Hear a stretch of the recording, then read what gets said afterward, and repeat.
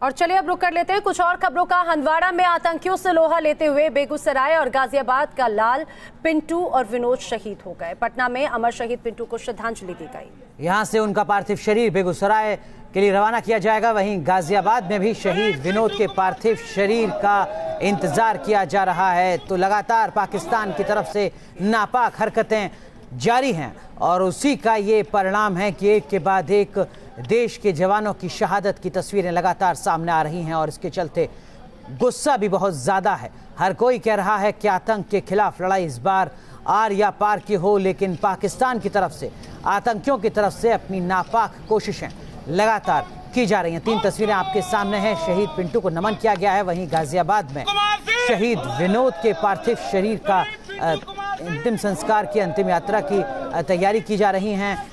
RLD के अध्यक्ष अजीत सिंह पहुंचे हैं शहीद विनोद के परिवार में नमन के लिए।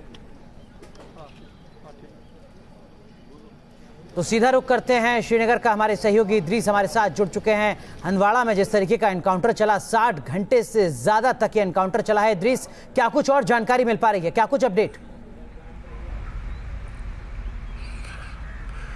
जी बिल्कुल, अभी जो इन्फॉर्मेशन हमारे तक पहुंची है उसमें कहा जा रहा है कि 2 मिलिटेंट बॉडीज जो हैं वो रिकवर कर ली गई है।